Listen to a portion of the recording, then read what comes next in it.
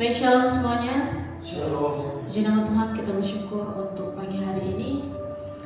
Kita mau bersuka cita bersama-sama di dalam Tuhan, karena kita mau menyatakan bahwa hari ini hari yang telah dijadikan Tuhan. Amin.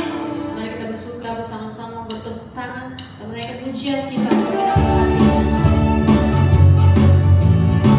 Sama-sama bertepuk tangan.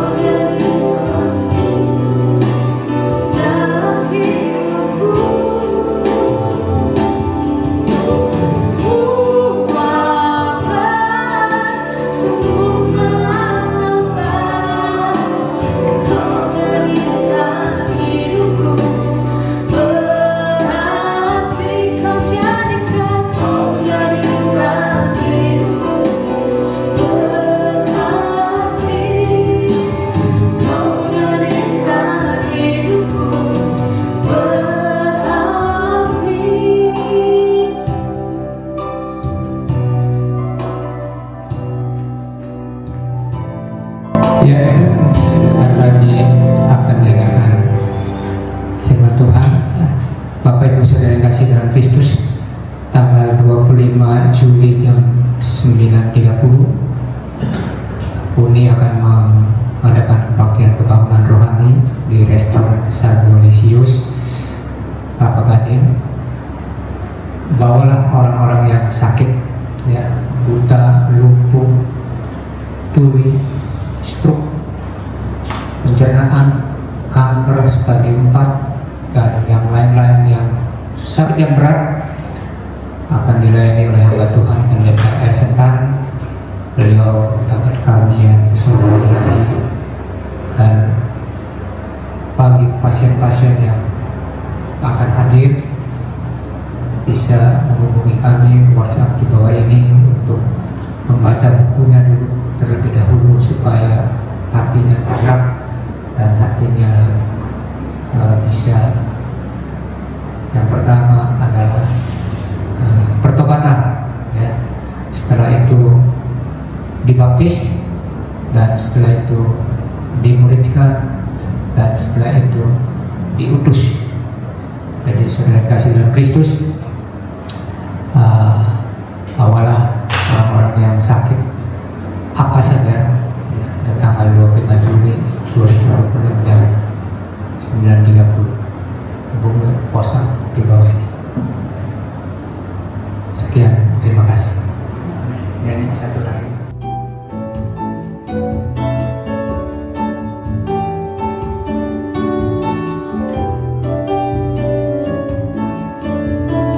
Sama-sama kita menyanyi.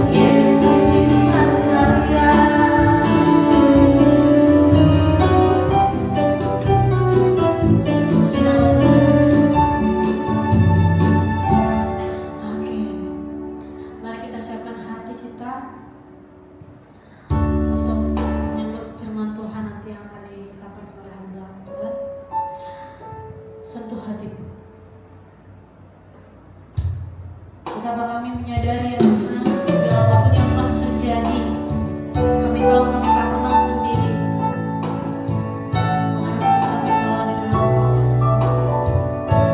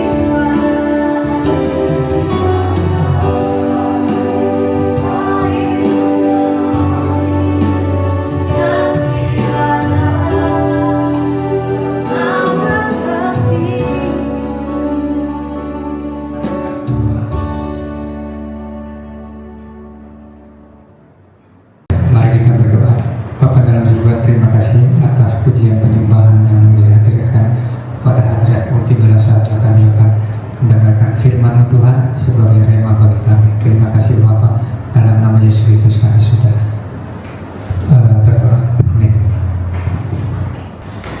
Shalom. Shalom. Puji Tuhan, luar biasa. Mohon maaf tadi rupanya kalau hari Minggu busway-nya enggak banyak ya, tapi puji Tuhan, Tuhan boleh tibakan dengan selamat.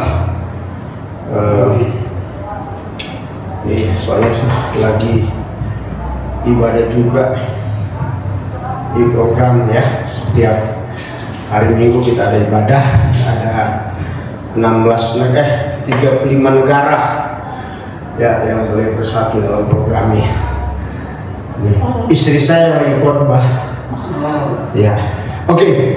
Baik, kita berdoa dulu. Bapak, kami bersyukur boleh tiba dengan selamat, tidak kurang suatu apapun, dan di tempat ini kembali Kau izinkan hamba-Mu ada di tempat ini. Ada maksud, ada rencana Tuhan yang luar biasa, dan kami mau belajar peka supaya di tempat ini kami mengerti apa yang menjadi kehendak-Mu dalam hidup kami, supaya kami dapat menjalankan dengan baik yang di dalamnya Tuhan Yesus dipermuliakan. Kuduskan tempat ini, layakkan kami di hadapan-Mu dan hamba-Mu yang akan berbicara apa yang Tuhan taruh di hati hamba. Silakan Roh Kudus ambil alih supaya setiap kami boleh menjadi pendengar yang setia, dan kami dapat melakukannya itu di dalam kehidupan kami. Terima kasih Bapa. Dalam nama Tuhan Yesus kami siap mendengarkan firman. Haleluya. Yang percaya katakan bersama amin. Amin. Buka Kejadian 1 ayat 1. Firman Tuhan berkata, pada mulanya firman. Bilang, pada mulanya firman. Ya. Firman itu bersama-sama dengan Allah, dan firman itu adalah Allah itu sendiri. Saudara, dari ayat 1 dan ayat 2 ya boleh ditampilkan. Ya. Enggak. Monitor boleh bisa. Kejadian 1 ayat 1 dan 2 ya. Karena baru pertama kali saya menyampaikan firman di tempat ini, maka saya mulai dengan kitab pertama, yaitu Kejadian pasal 1 ayat 1 dan 2. Di monitor bisa tampil ya.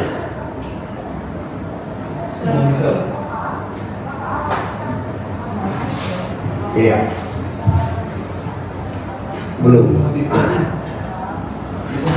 Belum semua. Iya.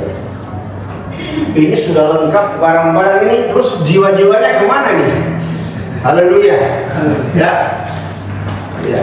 Ini ada tugas, 4 tugas dari Tuhan ya. Tuhan taruh di hati saya untuk saya sampaikan hari ini. Ya, minimal ada 4 tugas bagi kita setiap orang percaya. Ya. Udah nyala sih ini? Udah nyala. Iya, udah nyala.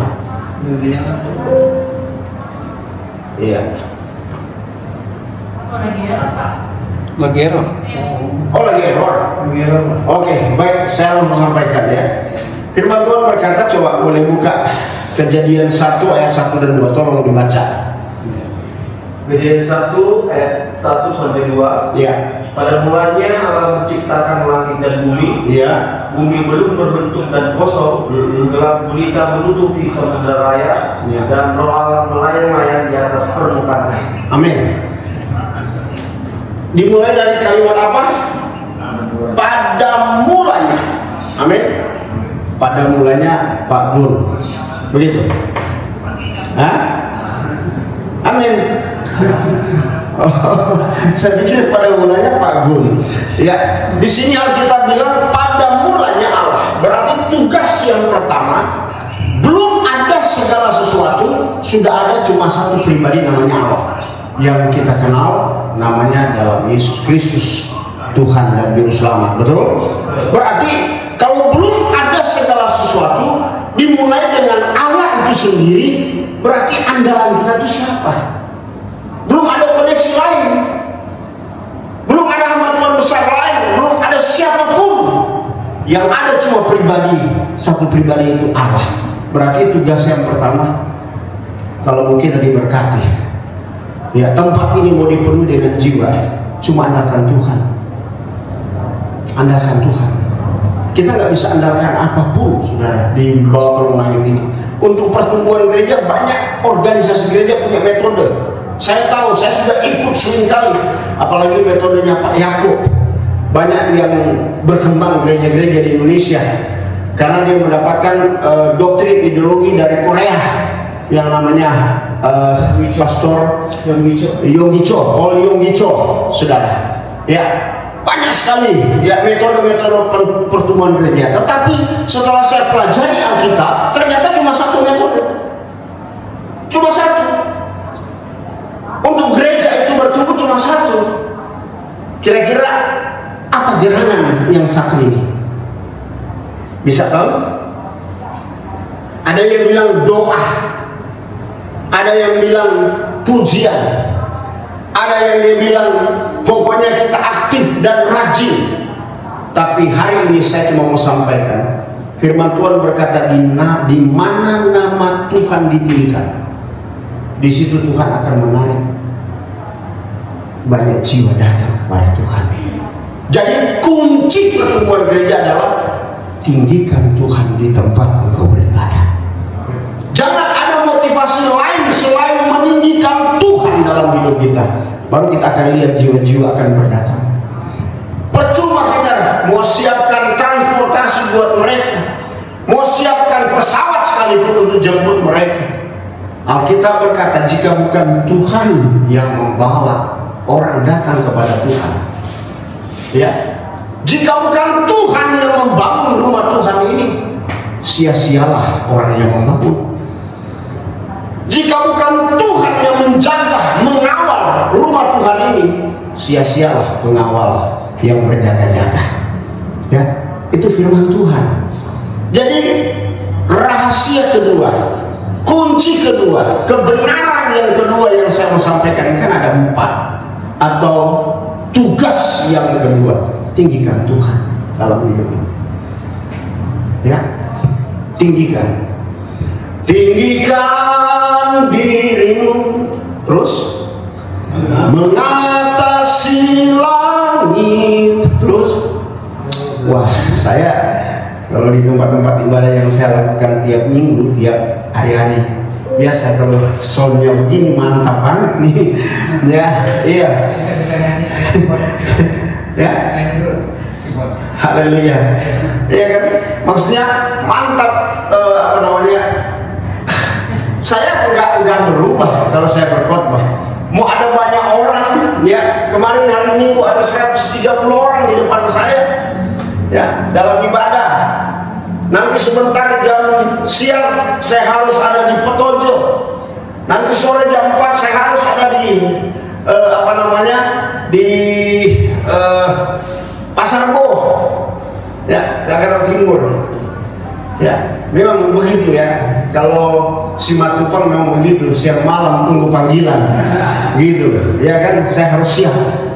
Ya, ya nama Tuhan. Sekalipun ada di Cipulir, saya diundang beberapa waktu yang lalu, minggu, saya telepon beliau, Pak Pendeta, di tempat Bapak itu parkirannya luas nggak? Dia bilang begini, luas Pak, ini mall Cipulir, saudara, ya, di Kebayoran sana, Kebayoran Lama, mall Cipulir Pak. Loh, emang bawa mobil apa? Saya bilang busway. Wah, langsung ngakak-ngakak dia. Haleluya, langsung ngakak-ngakak dia, ya kan? Terus akhirnya saya turun, saya tiba dengan selamat. Mobilnya mana? Dia pergi dulu, nanti jemput saya lagi. Haleluya. Ya kan, saya kan naik lagi pulang, saudara. Ya, kenapa saya mesti malu? Tahun 2019 saya harus disidang. 2019 saudara bisa tahu nggak? Di rekening saya berputar uang cukup banyak. Ya, saya dicek oleh OJK. Saya diperiksa di Polres. Ya, mau arah ke Polda, dan akhirnya diperiksa terakhir di Bareskrim. Sudah 2009, ya, saya bawa mobil angkat loh, ya, begini sempat menikmati apa itu kekayaan. Ya, 3 bulan saya beli selfie. Ya, haleluya. Karena saya mendapatkan berkat di bisnis yang jalankan itu 1 hari 17 juta. Saudara bisa bayangkan, sudah ngalamin itu. Ya, udah ngalamin. Tapi yang jadi masalah, saudara, akhirnya saya meninggalkan usaha itu. Karena apa? Karena saya sudah mulai hitung-hitungan dengan Tuhan. Iya, 1 hari saya 17 juta. Saya khotbah 7 kali dulu dapat 17 juta. Iya, khotbah yang saya paling dapat banyak waktu itu saya di Surabaya, di Betani, saudara. Iya kan? Iya. 5 kali pun itu belum mencukupi itu 17 juta yang saya dapat 1 hari. Ya, Pak, kalau soal bisnis saya nggak mau bicara. Ini ada pakarnya. Udah lebih hebat dari itu. Ya, saya nggak tahu kenapa saya nggak bisa bisa berbisnis, tetapi kok Tuhan ya punya cara. Sampai Pak Hakim bilang, sebenarnya Pak Pendeta yang jago bisnis daripada mereka ini. Kenapa sampai ada di tempat persidangan ini, kasus ini? Ya gara-gara karena mereka tidak mendapatkan sesuatu dan akhirnya ada yang cemplung 10M, 5M, 3M dan tidak kembali lagi. Nah, saya tidak cemplungin apa-apa. Saya cuma dengan modal orang masukin saya di bisnis itu, ya kan? Dan saya jalani dengan sungguh-sungguh. Saya kalau menjalankan sesuatu itu harus dengan sungguh-sungguh. Ya, apalagi di dalam Tuhan, Pak. Apalagi di dalam Tuhan. Rahasia kita akan diberkati pertumbuhan gereja dan berkat jasmani, berkat rohani kita akan alami. Yang pertama, dasari hidupmu di dalam rumah ibadah itu adalah pertama fokus. Fokus. Yang kedua, datang dengan kesungguhan hati. Jangan karena terpaksa dan dipaksa. Iya kan? Jangan, saudara. Terus mungkin 1 kali belum, 2 kali belum. Ya kan? Tuhan inginkan kita menjadi seorang pahlawan. Amsal bilang, ya, ternyata dulu Indonesia merebut kemerdekaan itu ada pahlawan yang harus berjuang. Betul? Betul nggak? Dengan bambu runcing, ya kan? Untuk mendapat gelar pahlawan. Tapi ternyata Alkitab sampaikan kepada kita anak-anak Tuhan itu nggak perlu dengan cara begitu. Iya kan? Alkitab berkata apa? Dengan engkau menjadi sabar, maka engkau adalah lebih dari seorang, apa Alkitab bilang? Pahlawan. Betul? Iya. Jadi kuncinya sabar, gelarnya itu pahlawan, saudara. Ya, memang saya tahu ya mudah diucapkan, cuma 5 kata, sabar, mudah diucapkan tapi tidak mudah dilakukan, Pak. Sorry ya, justru kalau yang mudah-mudah ini kita akan mendapatkan hasil yang kurang bagus, ya kan? Tapi yang tidak mudah itu, maka kita akan mendapatkan hasil yang luar biasa. Nah, Bapak Ibu kasih dalam Tuhan, puji Tuhan ya, hari ini saya ada di gereja CMC. Ya, Ginosko. Ya, gereja apa? CMC Ginosko. Haleluya. Ya. Saudara semua pasti sudah kenal saya. Amin. Amin. Karena saya sudah terkenal pertama di keluarga saya. Amin. Iya. Haleluya ya. Sombong sekali pendeta ini sudah terkenal, ya kan? Yang belum kenal di sini saya perkenalkan, nama saya Pendeta Vicky Kuron. Haleluya. Ya kan? Puji Tuhan, sudah pelayanan di atas 40 tahun sampai hari ini. Ya, anugerah Tuhan saya bisa berjumpa dengan teman-teman yang baru pertama kali berjumpa dengan saya. Ya kan? Tapi saya percaya tidak hanya perjumpaan pertama, di mana Tuhan izinkan kita boleh berjumpa lagi di kemudian hari. Ya, bagaimana gereja ini harus berkembang. Ya, jadi pertama kita harus andalkan Tuhan. Yang kedua, ya, haleluya. Apa di situ? Yang kedua apa? Saya belum masuk sebetulnya poin yang kedua tadi yang saya sudah sampaikan, di mana nama Tuhan ditinggikan, di situ Tuhan akan menarik banyak jiwa. Itu nanti poin terakhir sebetulnya. Poin yang kedua, coba ayat 2 bagian di situ dikatakan apa? Bumi belum berbentuk. Maaf ya, saudara, saya nggak akan membahas tentang soal buminya terlalu luas, ya. Coba kita kasih skop kecil aja. Ini tahun berapa? 2026, ya, ya. Kemudian bulan 7 Juli, berarti sampai Desember masih ada sisa berapa bulan? 5 bulan, ya, 5 bulan. Saudara, perhatikan ayat ini, ya, perhatikan ayat ini. Bumi belum berbentuk. 2026 sudah terbentuk sampai bulan Juli. Betul? Berarti masih ada 5 bulan belum terbentuk. Berarti tugas yang kedua di sini, kita punya tugas untuk membentuk. Pak Pendeta, apa sih yang mau dibentuk? Saya sudah lihat nih kenyataannya di depan saya, kursi-kursi, ya. Ada yang dulu nggak? Nggak ada.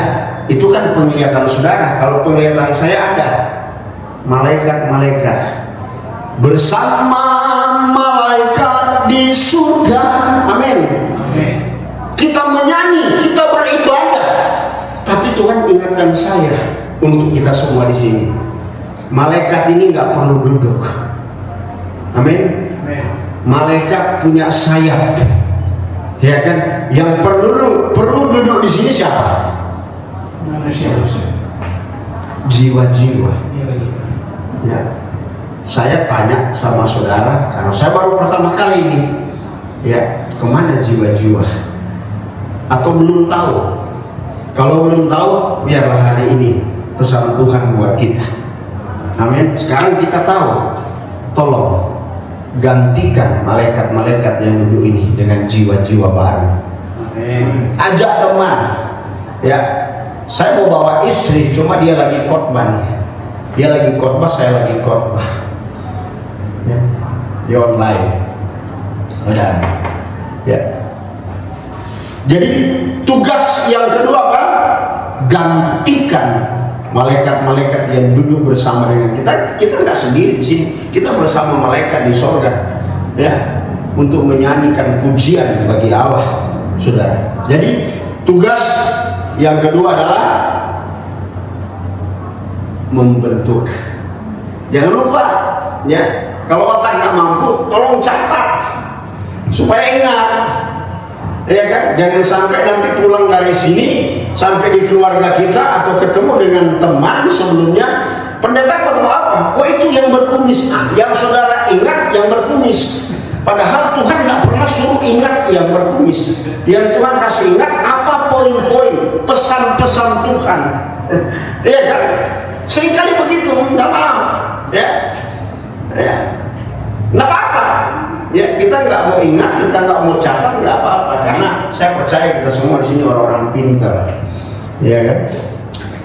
Amin. Iya.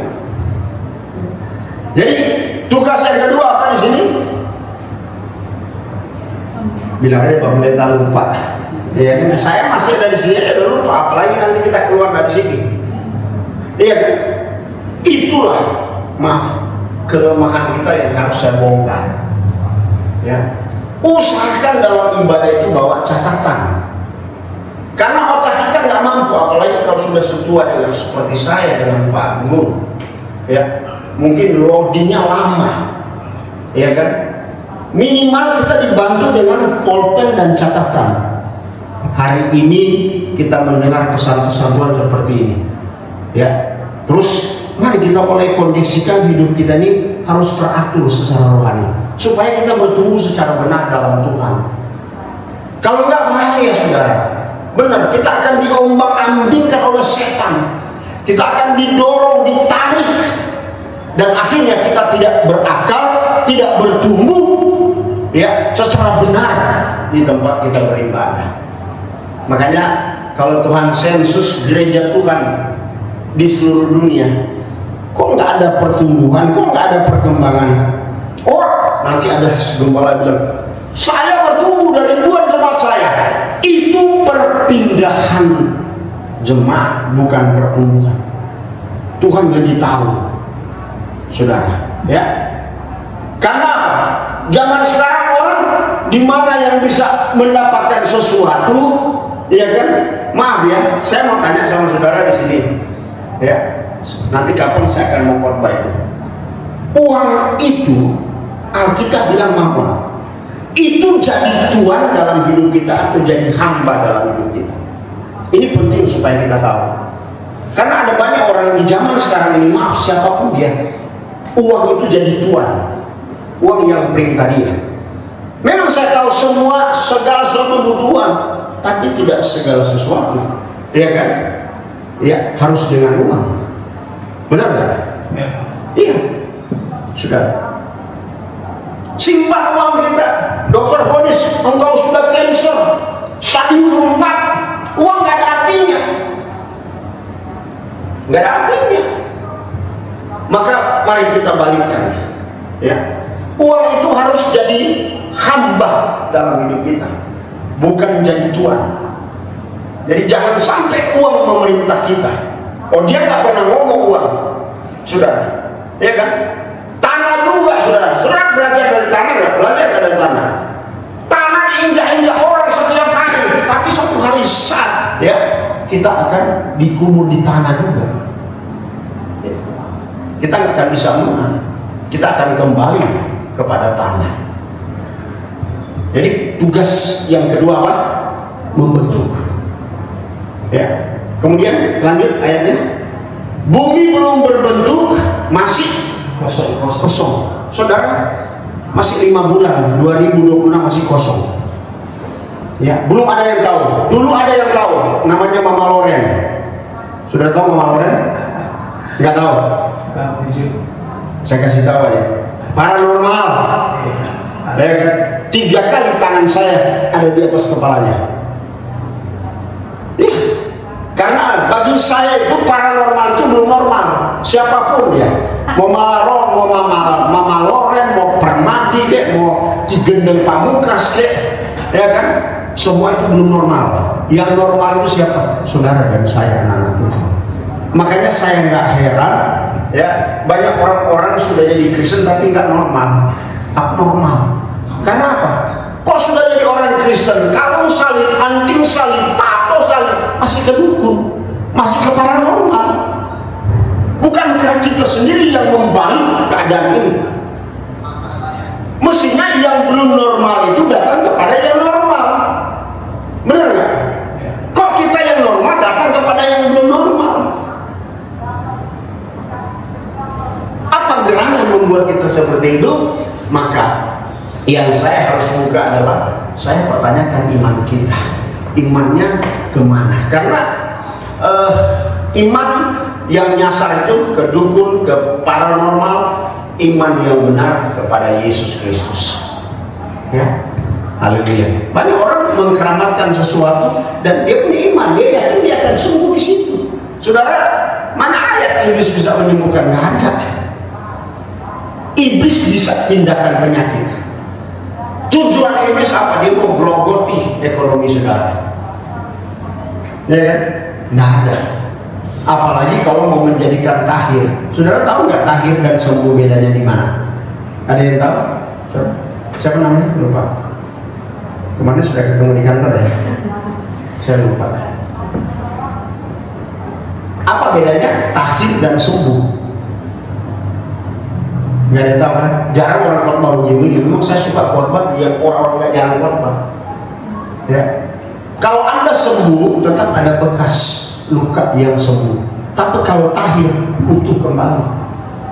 Orang kusta, pulanglah kamu dalam perjalanan, perlihatkan dirimu kepada imam. Dalam perjalanan belum sampai ke imam sudah menjadi tahir mereka, artinya utuh. Orang kusta itu kenapa disingkirkan? Karena meleleh-meleleh, udah nggak utuh. Sudah, itu bedanya sembuh dan tahir. Dan yang tahir ini hanya bisa Tuhan Yesus yang lakukan, bukan siapapun di dunia ini. Amin. Kalau seorang mati bangkit, sekarang mati apa dulu? Jasmani atau rohani? Ya. Ada banyak orang saya lihat mayat berjalan. Tahu mayat berjalan? Bukan karena saya sudah pernah KKR di Toraja. Mayat dikasih jalan. Ya. Sudah 17 tahun aja masih diajak minum kopi. Loh, saya langsung di sana, Pak. Dan DPRD bilang begini, coba Pak Pendeta coba tanya tuh kebo yang mana sana apa itu? Ya. Berapa harganya? Saya tanya kebonya. Ya. Pak, yang ini berapa Pak? Itu diturunin saya, supaya saya jangan dengar kata orang langsung. Ya, saya tanya Pak, yang kebo yang warna coklat itu harganya berapa? Kurang lebih hampir 300 juta Pak. Saya bukan kaget, langsung otak dagang nih, mau beli bayi di Bali 10 sampai 15 juta, jual 300, kurang 2 juta, udah untung banyak kan. Terus akhirnya saya diskus dengan mereka, Pak, bukan sembarang kebo, bukan, ya, itu khusus katanya. Oh begitu. Ya udah gagal otak dagang saya udah. Karena berpikir untung gede loh Pak. Di Bali 15-20 juta satu kebo bisa. Bawa aja ke sana, taruhlah ongkos, ya kan? Berapa? 300 juta. Bayangin, cuma mau kasih korban untuk pemakaman. Di Toraja itu yang terkenal di sana adalah pesta mayat, pesta penguburan, bukan pesta perkawinan. Di sana, kalau ada bendera warna putih di pagar di rumah-rumah di kampung, itu berarti masih ada mayat belum dikubur di rumahnya. Itu saya langsung lihat. Saya heran, kita waktu lagi lagi minum kopi atau lagi sarapan pagi, saya baru tahu udah lama soalnya. Tiba-tiba tuh keluarga ini panggil, Joni mau ngopi. Rupanya mayat ada di kamar di bawah tempat tidur.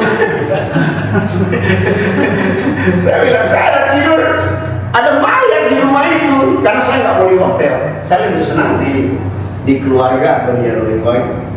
Karena saya udah berapa kali di Surabaya dikasih di hotel, tiba-tiba malam diketok, oh mau ditemani?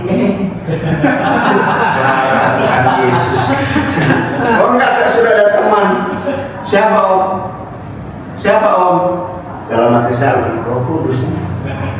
Semua teman ini dengan kamu, enak aja udah lahir baru. Iya enggak?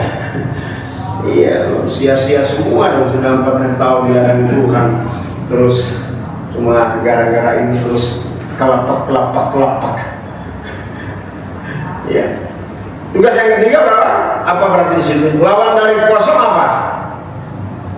Isilah Tuhan bejana hidupku, lepaskan. Saudara, coba saudara cek di mana yang masih kosong dalam hidup saudara, yang masih dikuasai oleh kedagingan atau kuasa setan. Tarikan ini yang masih kuat. Ya. Atau saya buka dulu begini, ya. Masalah yang menghambat pertumbuhan rohani kita itu ada 3 secara global besar. Pertama apa? Setan itu sendiri. Ya, karena setan ini dia bisa menjatuhkan bukan hanya di Indonesia, di benua manapun, di negara manapun, itu setan. Yang kedua, masalah yang kedua Pak, adalah dunia ini. Kalau engkau tidak hidup di dalam roh dan engkau akan mengikuti keinginan dunia, maka engkau akan dinabobokkan oleh dunia ini. Dunia ini tarikannya sangat kuat. Dan yang ketiga, masalah terbesar ya yang kita hadapi setiap hari adalah ego kita, daging kita. Jadi yang pertama apa? Masalah terbesar yang kita hadapi orang-orang percaya. Pertama, setan itu sendiri. Kedua, dunia ini. Ya, dan yang ketiga, daging kita, ego kita. Dan pilihan ada di tangan saudara. Ya, Tuhan masih memberikan free will kepada kita. Ya, keputusan kita hari ini menentukan hari esok kita. Jadi jangan sampai kita salah memutus hari ini. Amin. Jangan sampai salah. Ya, jangan sampai waktu kita bangun tidur, saudara nggak ingat, sadar nggak bahwa pada waktu kita bangun ternyata ada puluhan juta yang sudah tidak bangun hari ini. Nah, di seluruh dunia. Di Indonesia ada berapa rumah sakit? Cek aja. Rata-rata hampir setiap rumah sakit ada yang meninggal. Ini cuma di Indonesia, belum negara lain. Ada berapa ratus negara, saudara.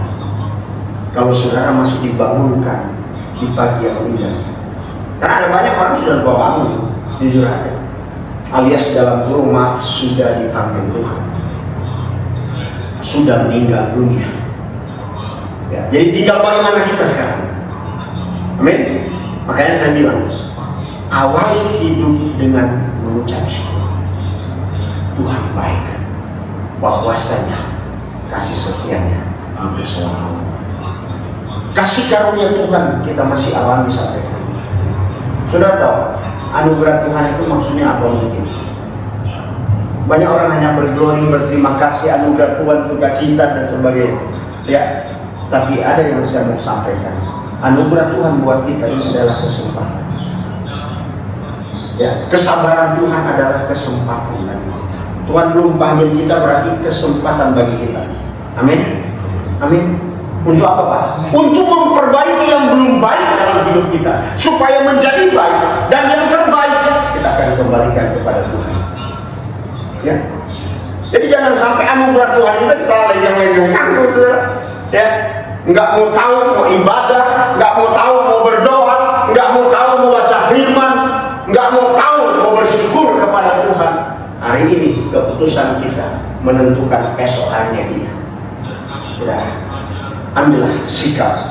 Hari ini saya mau bersyukur, saya mau memuji Tuhan, ya, karena kita nggak tahu segala sesuatu apa yang terjadi besok. Nanti habis ibadah, nanti sore, nanti malam, nanti besok, belum ada yang tahu, sudah. Tapi kalau kita punya iman, kita bisa tembus pandang yang tidak kelihatan. Yesaya, saudara tahu nggak? Tahu Yesaya? Ya. Yesaya nabi kecil atau nabi besar? Nah, nabi besar, ya kan? Besar. Saudara tahu nggak? Mata imannya Yesaya tembus pandang 740 tahun yang akan datang, dia sudah bisa lihat. Kita mau lihat besok bisa nggak? Susah kan? Karena Tuhan bertanya, adakah iman? Ya kan? Adakah iman? Kenapa saya bilang begitu? Buktinya apa? Buktinya ya, Yesaya pasal 9 ayatnya yang kelima. Ya. Yesaya 9 ayat kelima Pak bilang apa? Ya. Seorang anak apa? Telah lahir. Saudara, ayat itu tidak bilang seorang anak akan lahir. Tidak. Coba tolong baca supaya gampang ya. Saudara, Yesaya 9. Yesaya 9 ayat yang kelima.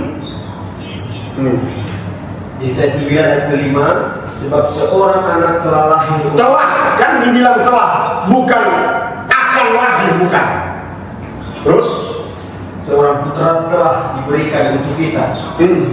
Lambang pemerintahan ada di atas bahunya, dan namanya disebutkan orang penasihat ajaib, Allah yang perkasa, Bapa yang kekal, Raja damai. Ada 4 predikat kepada anak yang telah lahir. Padahal pada waktu Yesaya menubuatkan ini, nanti 750 tahun yang akan datang baru kejadian Yesus lahir ke dunia ini. Saudara bisa bayangkan? Berarti 7 abad setengah, 1 abad 100 tahun. Ya kan? 750 berarti 7 abad setengah. Ya, saya lihat Yesus sudah lahir. Kita mau lihat besok aja, nggak usah besok, nanti malam apa yang menjadi nggak tahu. Ya kan? Jadi betapa hebatnya kita harus beriman kepada Tuhan seperti Nabi Yesaya. Ya. Oke, saya lanjut. Kemudian kembali ke kitab Kejadian tadi. Ya. Bumi belum berbentuk, masih kosong. Terus apa? Gelap, gulita. Lawan dari gelap apa? Terang. Mana yang masih gelap dalam hidup kita? Apakah pikiran? Saya nggak tahu. Saudara yang lebih tahu, dan yang paling tahu adalah Tuhan sendiri. Ya. Saudara, jangan berpikir yang orang yang dikuasai setan itu yang ada dalam kegelapan. Tanpa sadar, pikiran kita juga sering dikuasai setan. Ya, mata banyak melihat kemuliaan Tuhan atau kemuliaan dunia atau kemuliaan setan. Ya, kemudian telinga banyak dengar suara Tuhan atau suara gosip, omongan kosong orang lain. Ya, dongeng-dongeng nenek-nenek tua. Makanya Tuhan bilang, Paulus dengan tegas berkata kepada hambanya, anaknya yang masih muda, namanya Timotius, latihlah dirimu beribadah. Sebab latihan badan ini terbatas gunanya, tapi ibadah itu berguna dalam segala hal karena mengandung janji. Janji untuk hidup sekarang dan untuk hidup yang akan datang. Saudara, dalam hati kita harus simpan apa? Simpan uang banyak-banyak. No. Alkitab saya berkata, maka perkataanmu telah kutaruh dalam hatiku, supaya jangan aku berdosa padamu. Perkataan Tuhan harus simpan di mana? Di hati kita. Coba baca Mazmur 119 ayat yang ke-11. Bilang apa di sana?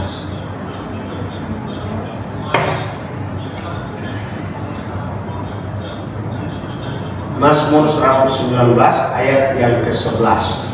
Dalam hatiku aku menyimpan janjimu, supaya aku jangan berdosa. Jangan simpan yang lain, tetap akan berdosa kita. Tapi kalau janji Tuhan kita simpan dalam hati kita, akan takut berbuat salah di hadapan Tuhan. Amin. Iya. Ya. Jadi lawan dari gelap adalah terang. Bukankah kita anak-anak Tuhan yang sudah para percaya kepada Yesus? Yesus sendiri yang ngomong, bukan pendeta atau bukan wakilnya Tuhan Yesus, tapi Yesus sendiri. Kamulah terang dunia, kamulah garam dunia. Amin. Ya. Jadi kita ini adalah terang dunia, garam dunia. Dunia ini tawar, tidak ada rasanya. Ya kan, kau makanan kalau tidak ada garam, enak nggak? Kita ini penyedap rasa, jangan sampai ada kejadian, ada masalah di sini, keluarga ini lagi bertengkar, kita hadir di situ tambah panas. Wah, ini bukan garam Anda. Iya kan? Ya. Kemudian habis gelap gulita menutupi samudra raya, ya kan? Saudara tahu nggak, khotbah ini saya dapat di ruang doa. Ya, saya dapat ini di ruang doa. Awalnya saya banyak meminta sama Tuhan. Ternyata apa yang menjadi permintaan saya, kenapa saya tidak dapatkan? Ternyata Tuhan mau bukan itu duluan. Ya, makanya saya suka bilang ada banyak orang-orang Kristen pengemis rohani. Minta terus, minta boleh nggak? Boleh. Ada ayatnya, Matius 7 ayat 7 bilang apa? Mintalah maka kepadamu akan diberi, carilah maka kepadamu akan mendapat, ketoklah pintu maka pintu akan dibukakan bagimu. Tapi saya mau beritahu saudara, di situ jangan dirubah ayat itu, ya kan? Tuhan cuma bilang mintalah maka akan diberi, bukan mintalah. Marah berdosa nggak Pak? Ya kita sharing aja, marah berdosa nggak? Ya, tidak. Pasti tergantung Pak Gun. Ini kan ada pertanyaan, marah berdosa nggak? Berdosa. Berdosa. Berarti Tuhan Yesus berdosa pada waktu dia masuk di bait Allah, dia bilang begini, rumahku adalah rumah doa, kamu jadikan sarang penyamun. Dosa? Tidak. Ya. Yang berdosa itu kalau marah-marah Pak, ya kan? Kemudian yang kedua, jadi berdosa kalau matahari sudah terbenam, amarahmu belum padam. Itu jadi berdosa. Back to the Bible, kembali kepada Alkitab. Boleh nggak ya sama kayak ini Pak Dokter gitu ya? Ya, betul kan Pak Dokter? Setan ada di mana? Setan ada di mana-mana. Ada di mana-mana. Berarti termasuk di sini. Ada setan di sini. Taunya dari mana ayatnya? Hidup. Mesti Langsung seperti singa. Ya, jangan berasumsi. To the point aja.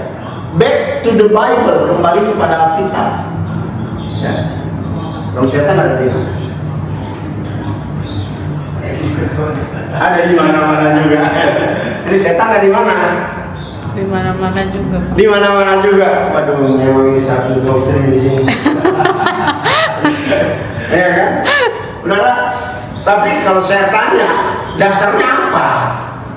Kata ada di mana-mana, kan kita harus punya dasar. Jangan sampai kita berbunyi tapi kosong. Iya kan, Pak Dokter ya? Maaf, kita belum dokter. Kita titel di belakang MA, Manado asli. Ya kan?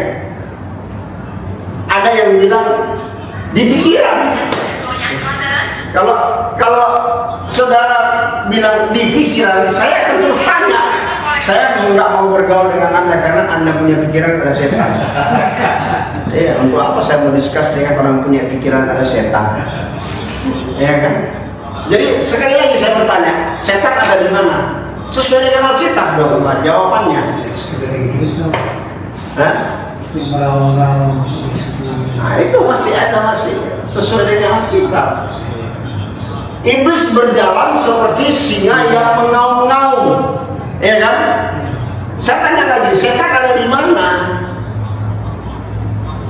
Sekitar kita. Di mana? Sekitar kita. Di sekitar kita. Yang terdekat dengan dia, jadi 3 meter aja, boleh. Karena di sekitar dia.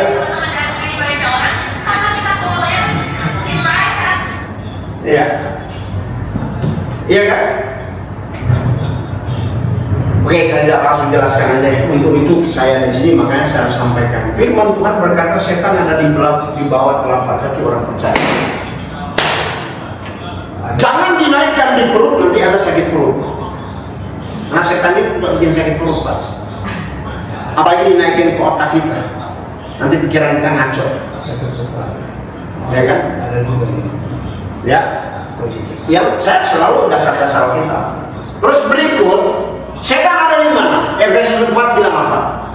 Kalau kita kasih kesempatan, Pak. Jadi setan nggak ada di mana-mana, karena setan tidak pernah dibilang di Alkitab maha adil. Betul kan? Hanya Tuhan yang maha adil. Kalau orang bertanya, Tuhan ada di mana? Ada di hati saya, langsung aja. Ya. Dia bukan berdiam di pohon yang dikeramatkan orang. Dia bukan diam di batu pinabetengan. Dia bukan berdiam di di Pangandaran nih Roro Kidul katanya. Saya bilang ya, setan di Indonesia banyak namanya. Ya, ada Suster Ngesot, ada pocong, ada babi ngepet. Di Indonesia namanya dibilang setan. Aduh ampun. Ya makanya banyak orang Indonesia itu kesetan. Sudah tahu nggak? Mungkin di Indonesia nggak ada merek di Indonesia, nggak ada. Di luar negeri ada. Saya dengar begitu. Ya kan? Tapi di Indonesia dalam gereja banyak setan.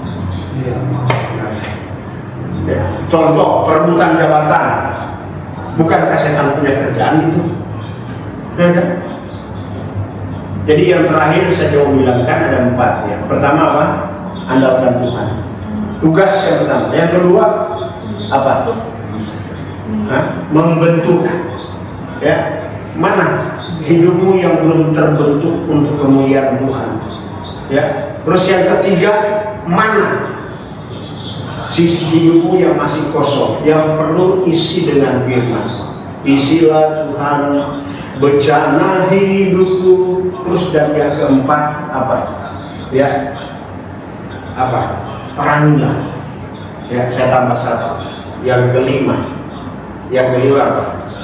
Yang kelima. Dari 4 poin tadi, waktu saya temukan itu di dalam waktu lagi berdoa, saya lagi doa puasa. Saudara, saya pernah doa puasa 7 hari 7 malam, tidak makan, tidak minum.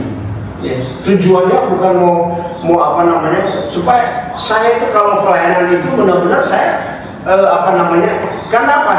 Saya melihat banyak pengkhotbah sekarang ya, maaf ya, sorry, hanya transfer ilmu aja.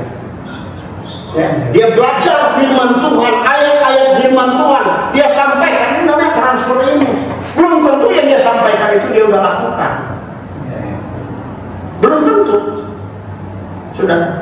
Ya. Dan yang disampaikan itu adalah pengalaman nabi-nabi, rasul-rasul yang tertulis dalam Alkitab.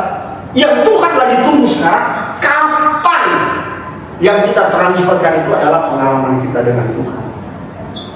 Supaya jangan sampai kita di akhir zaman ini menjadi Farisi akhir zaman.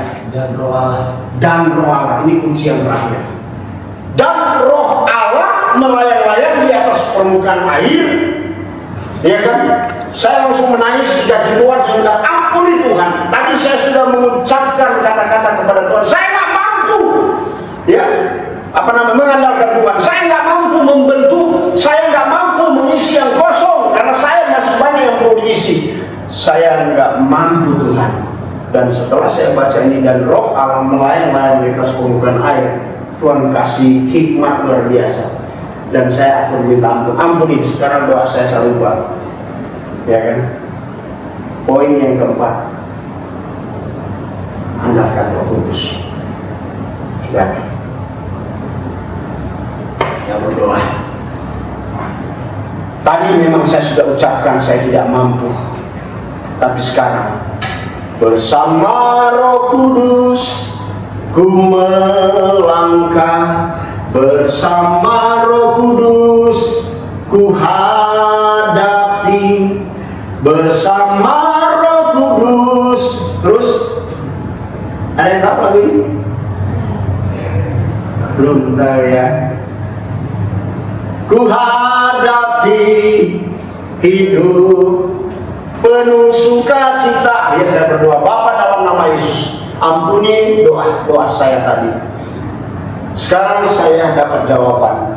Bersama dengan Roh Kudus saya mampu mengandalkan Tuhan. Bersama Roh Kudus saya mampu membentuk yang belum terbentuk. Dan bersama dengan Roh Kudus saya mampu mengisi yang masih kosong. Bersama dengan Roh Kudus saya mampu menjadi terang.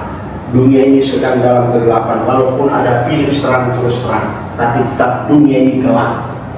Makanya saya bilang tadi, ada masalah besar di dunia ini yang kita hadapi setiap hari. Pertama, setan itu sendiri, dia berjalan seperti singa yang mengamuk. Kedua, dunia ini Tuhan larang hidup oleh roh, bukan hidup mengikuti dunia ini, ya, akan menjadi permusuhan dengan Allah. Terus yang ketiga, ego kita, kesombongan kita, ini perlu diperangi, dan hari ke hari kita diproses oleh Tuhan. Amin. Jadi ada 4 tugas tanpa yang satu tadi. yaitu di mana nama Tuhan ditinggikan, di situ Tuhan akan menarik jiwa-jiwa. Percaya, hari ini kita ada 5 peserta partisipan dalam ibadah ini. Ingat, berarti ada lebih banyak malaikat di tempat ini. Bersama malaikat, tolong permisi sama malaikat, sorry, besok saya mau bawa 1 jiwa. Ya kan? Berarti malaikat tidak perlu duduk karena dia bisa terbang. Yang harus duduk adalah jiwa-jiwa. Sudah. Ya. Ini yang perlu kita kembangkan. Ya. Saya kalau lihat kursi-kursi banyak itu, ini terus yang terpikir di pikiran saya. Sudah. Saya percaya saya saya membangun juga pelayanan di Indonesia sana. Ya. Ya, saya juga di mana. Jadi itu jiwa itu yang penting, kuncinya itu tinggikan Tuhan dalam hidupmu. Kita nggak bisa cari banyak jiwa. Kita mau banyak jiwa itu mau kasih ini naukosnya nanti bola balik ini, atau mau kasih transport mobil. Sudah.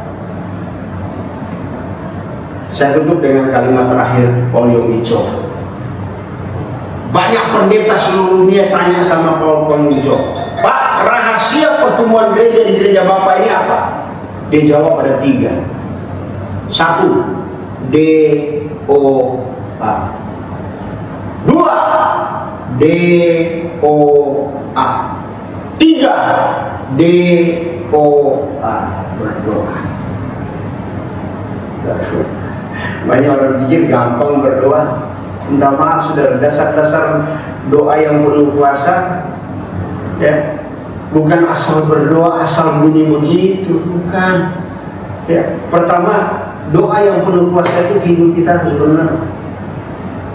Harus benar, Pak, Bu.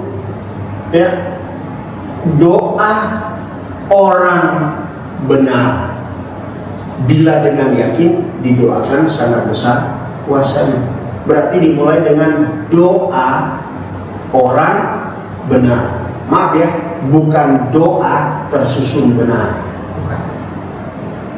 Jadi Tuhan melihat doa kita itu adalah hidup kita. Benar-benar. Yang kedua,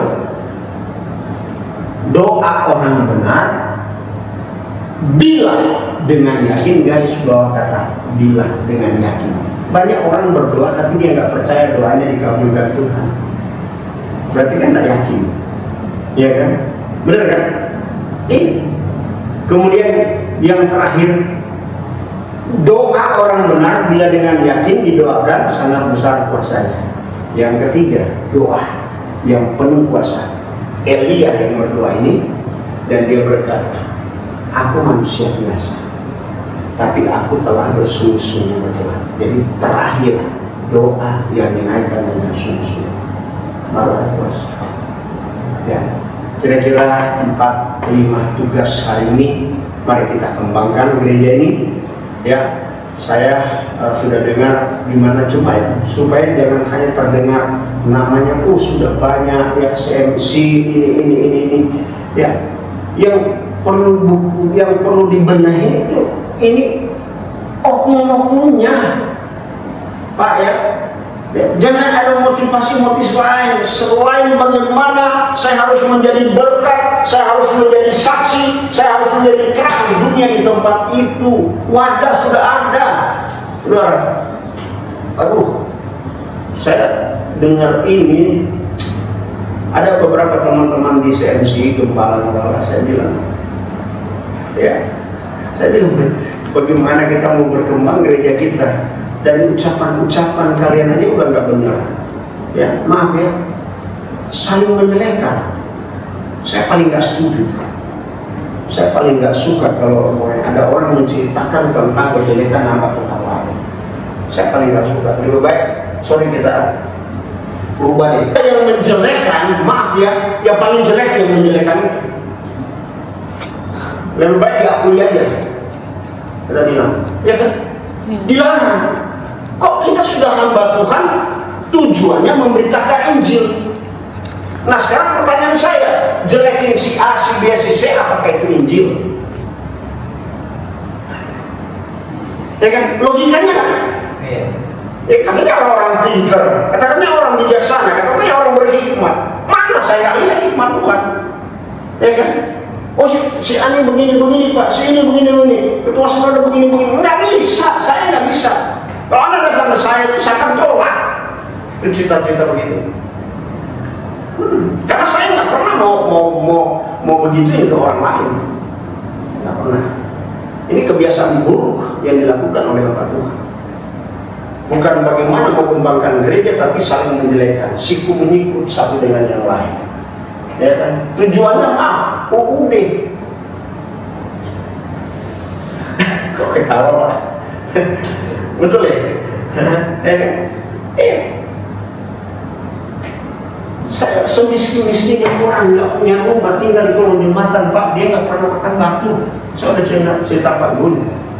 Ya kan? Kenapa itu yang kita perebutkan? Ya, saya jawab dengan satu lagu ini. Kebajikan kemurahan selalu mengikutiku, ku puji ku sembah Kau Tuhan. Artinya apa saudara? Kebajikan kemurahan aja akan ikut, apalagi cuma makan minum dan pakai Pak. Benar nggak? Ya kan? Kenapa kita beriman hanya untuk makan minum dan pakai yang hanya sementara di dunia ini? Kenapa kita nggak proses hidup kita untuk kekekalan? Gitu. Kenapa kita nggak bawa bentuk hidup kita, isi hidup kita dengan sifat yang kekal? Ya, banyak orang hanya mau mengisi itu soal sementara, saudara. Aduh, sayang, ya. Baik Bapak Ibu kasih dalam Tuhan, jadi itu yang saya mau sampaikan dalam merenung ya, kita mari sama-sama ya, kita bersatu.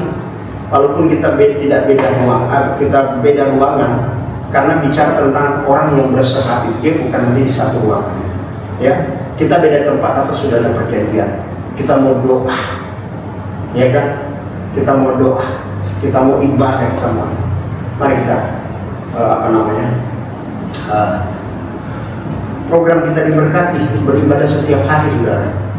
Ya, sudah 35 negara, 36 negara yang beribadah. Ya,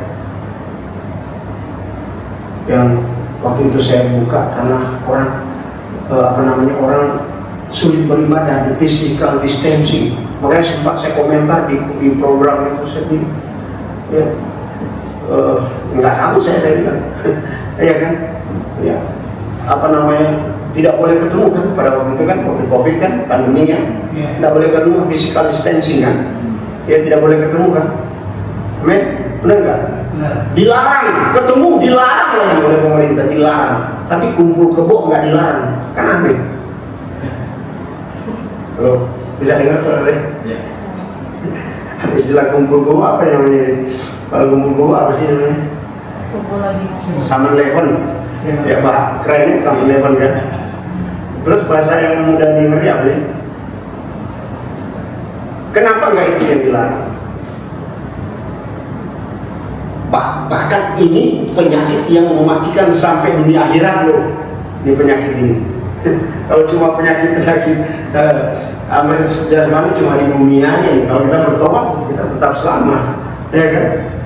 Itu, aduh. Ngeri banget ya. Oh, lebihan lagi kalau saya keluarkan ayat-ayat saudara. Satu contoh aja ayatnya. Bukan. Ini ayat terakhir. Ibrani 10 ayat 26. Ya. Saudara mau bilang apa saya terserah. Ibrani 10 ayat 26 bilang apa? Coba baca. Ini saya baca. Sebab jika kita sengaja berbuat dosa, sesudah memperoleh pengetahuan tentang kebenaran, maka tidak ada lagi korban untuk menghapus dosa itu. Nggak ada korban, Pak. Saudara, menurut ayat ini, jika kita sengaja berbuat dosa sesudah memperoleh pengetahuan tentang kebenaran, Alkitab tegaskan apa? Tidak ada korban untuk menghapus dosa itu. Nggak ada.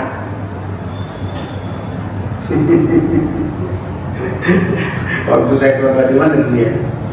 di tempat di perusahaan apa itu. Orang sampai ketakutan dan mereka bertanya. Saya bilang saya bukan nakut-nakutin. Ya, di dalam Yesus tidak pernah ada jalan buntu, masalah apapun. Tidak ada. Selalu ada jalan keluar. Saya mau tanya, menurut ayat tadi itu, Yesus berapa kali berkorban untuk menghapus dosa seisi dunia ini? Berapa? Satu kali aja kan? Makanya di situ kalau kita sengaja, berarti kita sudah peroleh pengetahuan kebenaran. Orang yang sama level itu sengaja, udah tahu dosa, kan sengaja. Mestinya keluar dari situ dong. Ya. Ini yang membuat saya tidak merasakan nikmatnya keindahan ilahi sorga di bumi ini. Walaupun saudara mau masuk sorga, saudara sudah bisa nikmati sorga di dunia ini kok. Saya bilang enggak. Caranya gimana Pak? Buktinya apa? Buktinya banyak. Anda tenang, Anda tentram, Anda damai. Ya kan? Bukankah itu tanda kehadiran Tuhan? Coba kalau Anda tidak tenang beribadah, terus Anda ditugaskan berdoa, doanya pasti perintah Tuhan. Orang kalau nggak hidup tenang, dia punya doa itu perintah Tuhan. Surat Petrus bilang apa? Kesudahan segala sesuatu sudah dekat, sebab itu kuasailah dirimu dan jadilah tenang, supaya kamu dapat berdoa. Jadi kalau hidupmu tidak tenang, kamu berdoa itu doa emosi. Makanya doa emosi itu adalah doa perintah Tuhan. Tuhan, saya mau keluar kota besok, jaga rumah saya. Dia perintah Tuhan kan suruh jaga ke rumah. Yang lain Tuhan herder. Itu satu contoh, ya kan? Yesus sendiri adalah Tuhan. Dia merendahkan diri di Getsemani. Kalau boleh Bapak, lalukan cawan ini daripada aku. Jangan dimahkotai duri, jangan ditombak, jangan dipaku, jangan dicambuk 40 kali kurang 1, 39 kali. Tapi akhir kalimat doa, namun kehendak yang jadi, bukan kehendaknya dia. Kan? Jadi berusaha kita tenang. Amin. Tadi saya naik itu bukan nggak tenang, ngos-ngos karena naik tangga Pak. Nggak ada mau masuk di sini, mesti turun di sana, sudah putar ke sana lagi terus.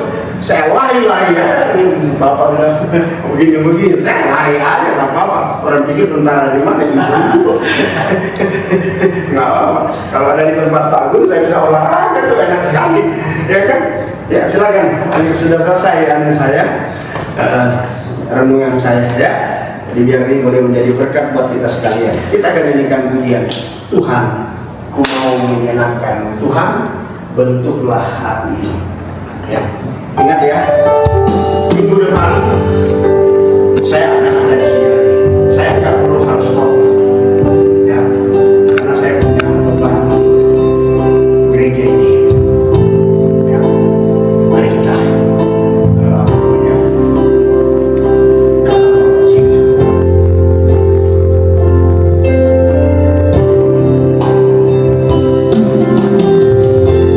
Mari kita bangkit berdiri. Tuhan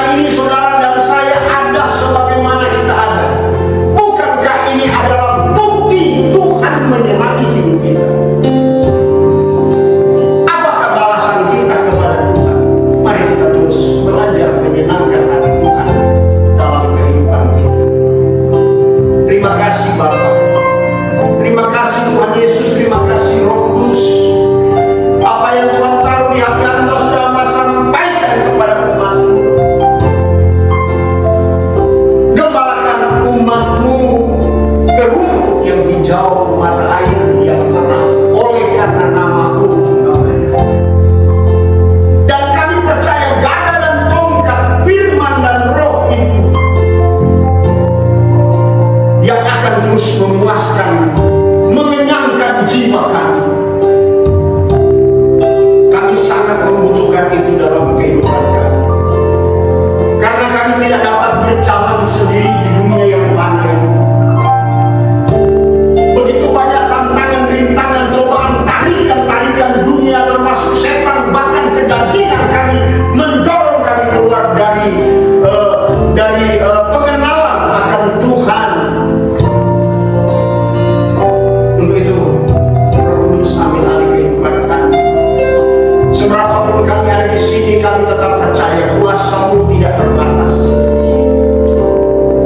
Kuasa-Mu sanggup melakukan segala perkara. Di tempat ini kami berdoa di dalam nama Bapa, Anak, dan Roh Kudus, dalam nama Tuhan Yesus, untuk jiwa-jiwa yang ada di sekitar tempat ini, radius sekian kilometer dari tempat ini, muka, belakang, kiri, kanan, atas, belakang, bahkan timur, selatan, utara, barat. Kami berdoa ya Tuhan, gerakan mereka bahwa di tempat ini ada ibadah, tempat yang bagus, musik yang bagus, tempat duduk juga yang bagus, full AC. Tuhan, kami serahkan dalam tangan Pak Gun sebagai gembala, tidak hanya menjadi gembala lokal CMC ini ya Tuhan, tetapi beliau juga adalah ketua sinode. Kami serahkan dalam tangan-Mu ya Tuhan. Urapi dia dengan urapan yang selalu diperbaharui oleh Allah. Taruhkan hikmat-hikmat dan pewahyuan daripada-Mu ya Tuhan, supaya terkoordinir dengan baik, sehingga nama Bapa yang dipermuliakan dalam pelayanan CMC dimanapun berada. Terima kasih Bapak, terima kasih. Biarlah kesempatan yang sangat berharga ini kami tidak sia-siakan. Kami akan pergunakan itu dengan sebaik-baiknya ya Tuhan. Terima kasih Bapak, kami berdoa di dalam nama Tuhan Yesus. Tuhan pakai semua hamba Tuhan yang ada di CMC ya Tuhan. Mari Roh Kudus persatukan semuanya, saling menguatkan satu dengan yang lain. Jangan saling menjatuhkan, menjelekan. Dijauhkan dari kami yang mengatasnamakan kami hamba Tuhan, karena hamba Tuhan hanya memberitakan kabar baik, yaitu Injil untuk keselamatan dan kekuatan Allah itu sendiri. Terima kasih Bapak, terima kasih. Sekali lagi aku berdoa di tempat ini, dikuduskanlah nama-Mu di tempat ini, datanglah kerajaan-Mu di tempat ini, dan jadilah kehendak-Mu di tempat ini, di bumi seperti di sorga. Di dalam nama Tuhan Yesus Kristus, kami bersyukur atas kebenaran firman-Mu. Dalam nama Yesus Kristus, saya kembalikan kepada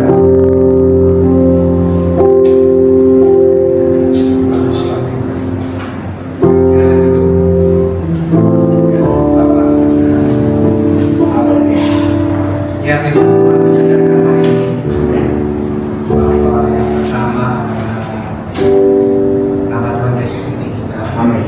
Yang kedua adalah doa, dan yang ketiga adalah Injil adalah kekuatan Allah, sehingga kita harus memberitakan Injil, karena Injil adalah kuasa untuk merubah seorang dengan Roh Kudus, sehingga kita bisa berubah dari hidup yang lama menjadi manusia baru.